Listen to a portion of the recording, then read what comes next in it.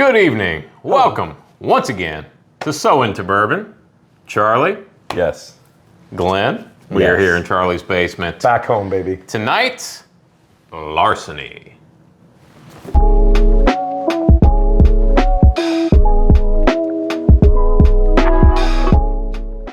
Glenn, what are we drinking tonight? Well, Charlie, we are drinking Larceny. Larceny. Tell me about Larceny, Glenn.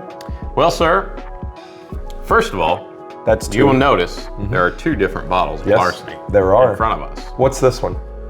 This is just your standard, plain old Larceny. Okay. What's in Larceny? Corn, wheat, And barley, that's right. I just and love. No, seriously.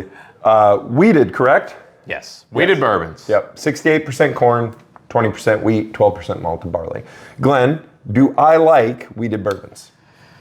Well, Charlie, I think everyone knows by this time that you are not a big fan of wheated bourbons. I do You not do enjoy have a few exceptions. There are a few exceptions, but for the most part, I do not enjoy wheated. But ask me if I'm excited for this one. He is very excited for this episode. I am. He is very excited. Yeah. Especially because we get to try the Larceny barrel proof. Barrel proof. Yes. And Glenn, do Yes. I like barrel proof? Charlie likes barrel proof bourbons. I do. And whiskeys. I do. I do enjoy them. So, Charlie, let's get into the history of Larceny, the origin story of Larceny. First of all, how long has Larceny been around? Did I stump you? you did. You totally did. Unbelievable. I don't know. 2019? I have no idea. Oh, shit. I mean, poop. We'll edit that out. Yeah, we probably should have done more research. I believe it's 2018, 2019, somewhere around there. Somewhere when in they there. released Sounds. it. And when they released it, it's a Heavenhill product, which Heavenhill, one of my favorite distilleries and companies. I love them, love their products. But I didn't like the gimmick. What I thought at the time was the gimmick. Wait. What do you mean gimmick? Well, and I kind of went down the rabbit hole on this one. Larceny, and if you guys can see, it says at the top of every Larceny bottle, Johnny Fitzgerald, and it has the keys. So, Wait, wasn't he president? yes, of That's the John Bakers. Fitzgerald Kennedy. Yeah, I'm sorry. of the Bakers Union. But when they released it, they gave this really kind of what I thought at the time corny story about, John Fitzgerald was the revenue man and he had the keys to the bonded warehouse and he would go in and steal his favorite bourbons. And I was like, why do we need this, right? Like, why do we need this silly backstory and all that? You gotta have nonsense? a story. Yeah. It's all marketing, Charlie. It is, but then I started to do a little research and realized that the truth is even crazier than the fiction, and in fact, the fiction is actually the truth. And what I mean by that is, John Fitzgerald, in the beginning of bourbon history, was a made-up guy. A guy named Herbst, Charles Herbst, Herbst, made him up in the late 1800s and gave him this cool backstory about his old Fitzgerald, that he only distilled it for the finest establishments and riverboats, so you can't have any. It all gets shipped out. And when people would ask him, where is John Fitzgerald? Oh, he left. He took a job in Hammond, Indiana, outside Chicago, and he's gone, never to return. But guess what? He didn't exist. So the old Fitzgerald brand and the bottle that we know and that carries such weight in the bourbon community was all a figment. Or so you thought. So you thought. Fast forward to 1999. Pappy Van Winkle, yes, that Pappy Van Winkle, That Pappy? his granddaughter says, John Fitzgerald wasn't a distillery owner or a master distiller. He was the government agent that had essentially a security guard is what they called him, but he had the keys to the bonded warehouse. Which, it's a story that it could be true. It absolutely could Because be true. bottled in bond bourbons, there used to be a government agent who would monitor the only whiskey in the person, warehouse, right? the only person that had access to those was the revenue agent to make sure. And it is not far-fetched. That is not far-fetched. To imagine that. he would go in Yeah. and sample, and apparently the story goes that he had very discerning tastes, and when they would go and pull barrels, if they were light, they would call them Fitzgerald barrels. They knew that they would be good because he had a very discerning palate. So if Pappy's granddaughter knows that story, there has to be some truth to that, because how would she know it, right? And hence the keys all over the bottle.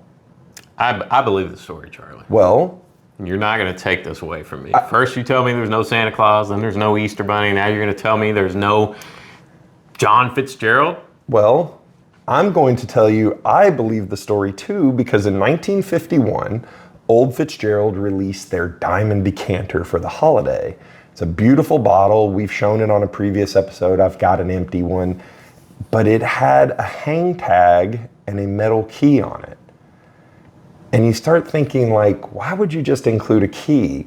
What if it was a tongue-in-cheek kind of nod to the old US government about, hey, we know what your guy did, and we're going to put a key on all our stuff? Like, what if it was the best inside joke ever? And that makes me smile, because... And Charlie, that's not the only key involved in different bourbon brands, right? It is not. Stitzel Weller has a long history with key. Blade and Bow still has keys on them. And wait, what did Stitzel Weller used to make? Old Fitzgerald. So Interesting. the gimmick that I hated originally, now I really have kind of a soft spot in my heart for it. So I think it's really cool, the execution of it. If you look through the bottle in the keyhole, you can see the key on the other side. So I kind of dig it. I kind of like it. And that's a lot of talking. That is a lot of talking. Now we're going to nose. Let's nose. Now this is just the Larceny small batch. Larceny small batch. Nice color. Nice color. Deep-ish amber. Yeah. I mean, it's light. I mean, it's definitely It's not- light. Yeah, it's not Doesn't have a lot of super light, but not super Cling dark. to the glass. No. Puts a little ring around it. Smells like a weeder. So I have a story.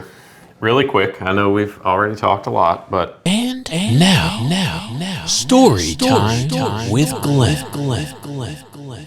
But I had a neighbor who was not only a neighbor, but a very good friend who recently passed away just a month or so ago. He was an older gentleman from Wisconsin. When I first met him, his drink of choice was Southern Comfort. So I got him on the bourbons. And I can't take full, complete credit for this. His son-in-law also happened to be a liquor store owner. That helps too. Long story short, we got him from Southern Comfort to Larceny. Larceny was his favorite drink of choice. And so we are going to dedicate this episode to Mr. Ken Glinsky. Rest in peace, sir. Cheers. To Ken. Yeah, you're not even going to smell it, are you?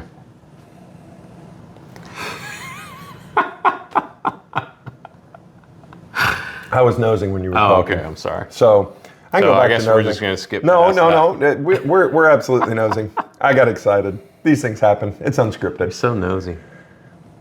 It smells like a weeder to me. It does. Immediately, it's got that classic weeder smell. Wheat funk. But it's not, It's not terrible. for a weeder, it doesn't have that really, really funky yeah. smell. But it's Kind of there. that musty wheatness. It's pleasant. Yep. Yeah, you know what? It is kind of pleasant. It's not bad. I like and it. I kind of tasted it before, so I'll taste it. Here we go.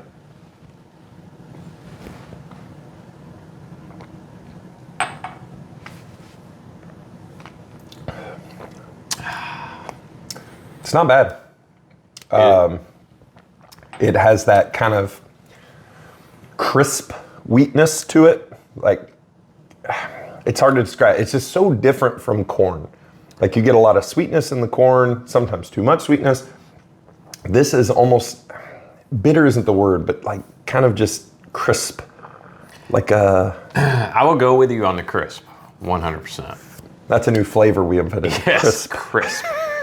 Very sweet, very sweet.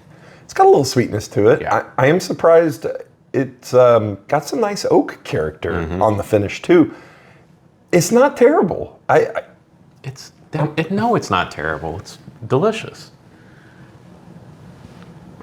I'm not the only one who feels this way. This Larceny has won Whiskey of the Year. It has. By Whiskey Advocate in 2020. It's won all kinds. Every year it wins all kinds of awards, especially for the price. A budget bourbon. Yeah. What is the suggested retail on this, Charlotte? I believe it's about $20. 20 to 25 bucks, somewhere around there.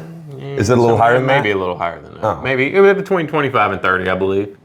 You could tell we really did our research before we started this episode, but I steal all my bourbon.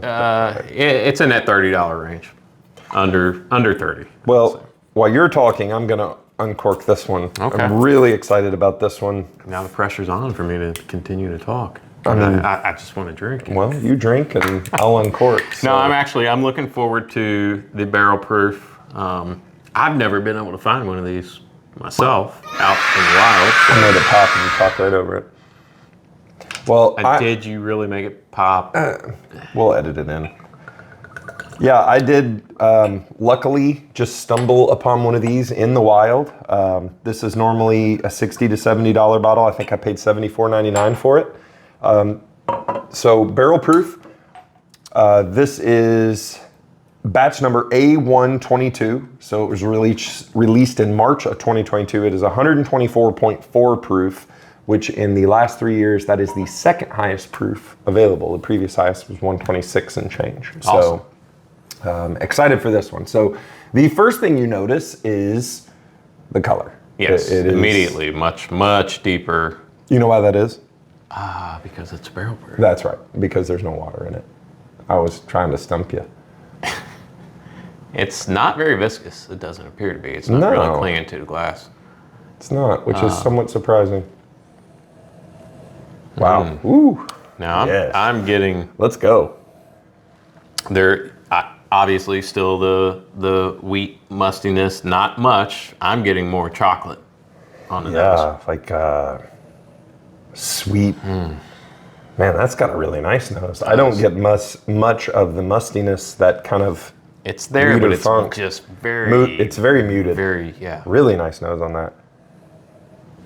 I wouldn't have guessed a weeder cheers. on that. Yeah, let's drink this. Let's talkie.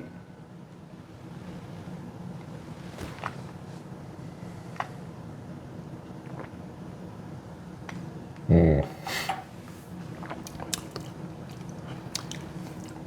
want to go or you want me to go? I'll go. Okay.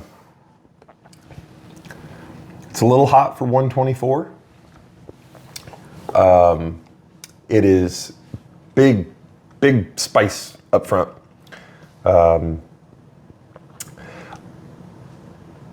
There's some sweetness there, but it's a little harsh. I feel it's a little harsh.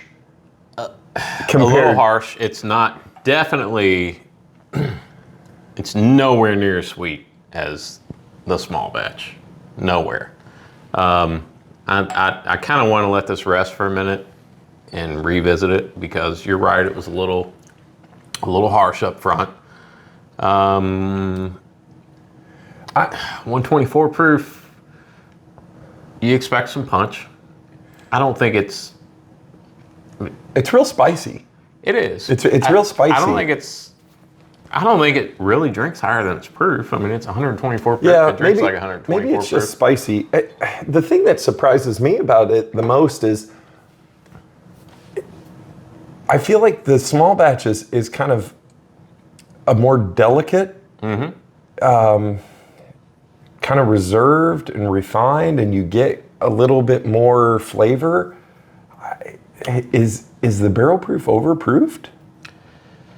Did it lose something? And this is coming from a barrel proof guy who was really excited for this one. You know, am I being overly critical? You know what? I need to revisit it before I give an answer because I kind of had something in mind, and now I want to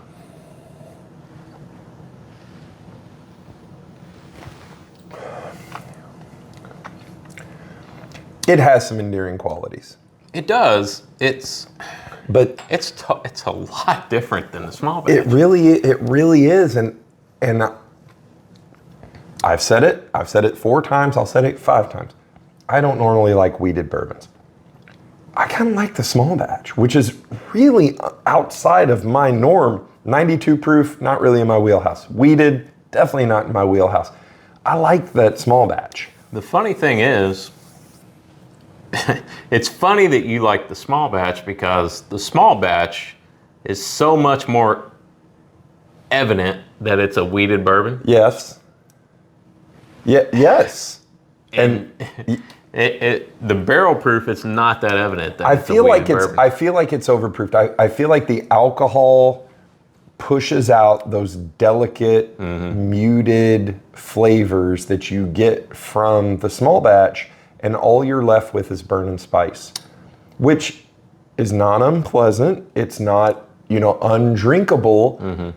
And maybe if I had this first, I may feel differently about it, but I think it speaks to how much I kind of just like the plain old Larceny.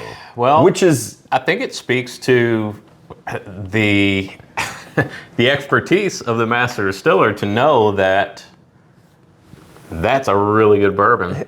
And this, I'm not saying this isn't. It's not bad. I don't dislike this. I would totally buy this again. I think it's interesting. It is interesting that the nose is changing. Yeah. I'm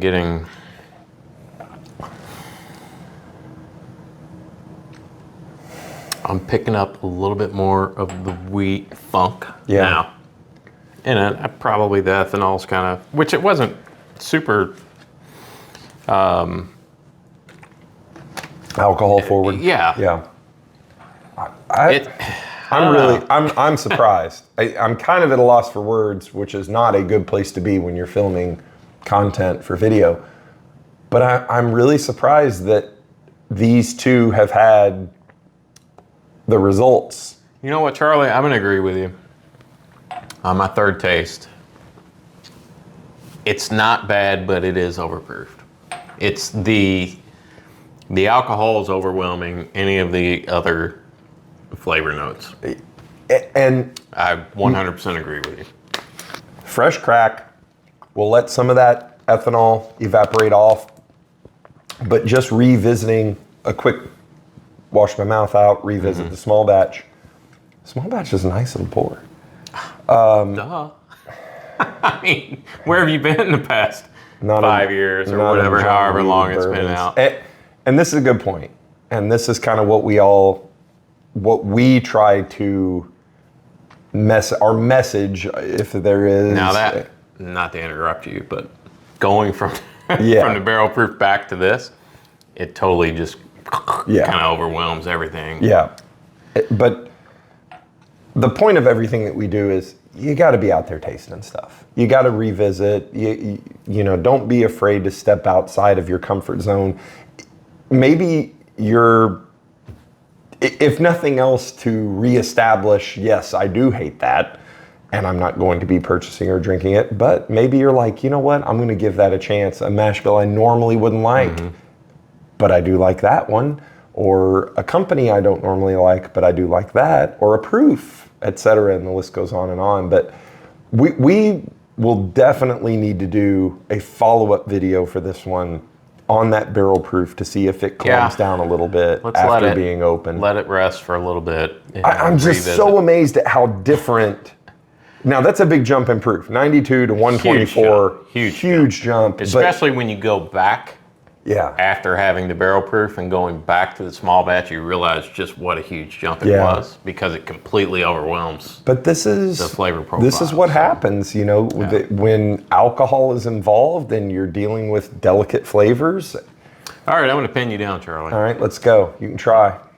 On a rating scale of 1 to 10. Oh crap! Taking into account quality, flavor, value, everything, what would you rate the Larceny small batch? I would give that Larceny small batch a solid 8 out of 10. A solid. Like, if you don't have a bottle on your bar, you should have one. if for no other reason, it's a weeder.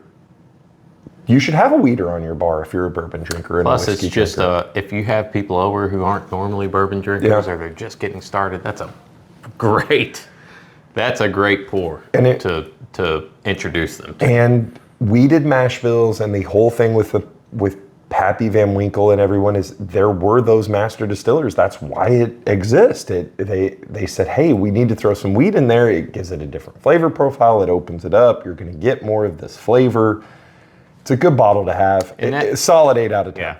And I will say the sweetness, it's a totally different sweetness than you get from a high corn mash bill, right? Totally different. It's hard to explain. Like the difference between, I don't even know. It's just a different sweet. Well, here we go. You have hard candy sweet. Yeah. You have chocolate sweet. You have molasses sweet, syrup sweet. Yeah. There's different levels. There's different types of sweetness. This is I know we're really getting really technical here. This is because like we're so professional. Oh, we are so professional. This is, man, it's just a really good bottle. It is. Okay, so, and we need to wrap this up because we're going a little long, but the barrel proof. Right now, I'd give 1 to it 10. a 6 out of 10. Which is not, it's respectable. Yeah. There's a lot of good barrel proof whiskeys. There are, but there are not a lot of barrel proof wheats and weeders. So I am really interested to see how this one opens up after being open for a while. I may even just take the cork off that and let it sit for 10 or 15 minutes. And maybe we do another episode here in a month or two and revisit it. We absolutely will. We absolutely will, because I know there are some single barrel Larcenys floating around that we may try to track down as well. But let us know. If that's something you want to see, let us know in the comments. Or if you know somebody that did a really good Larceny single barrel, let us know, and we're going to try to track it down. But absolutely, I've really enjoyed this episode, kind of delving into the history of old John Fitzgerald and just everyone who was involved in the history of what is now Larceny. Absolutely. To wrap it up, that's a really good bottle of bourbon. A lot of people already know that. Tonight's just kind of a recap, a revisit, and getting Mr. I Hate Weeders on board here. It's a good bottle. I love it. Really is. It really is. And I've told you, I'll host with you, but don't touch me. Don't forget, like and subscribe. Follow Glenn on TikTok as the Whiskey Realtor. Join our Facebook group. Follow us on Instagram. Bourbon. Absolutely. And remember, keep your underwear tight. We'll see you on the next episode. I thought it was keep your bunghole tight. Well, either or. Both applies. Good night, everybody.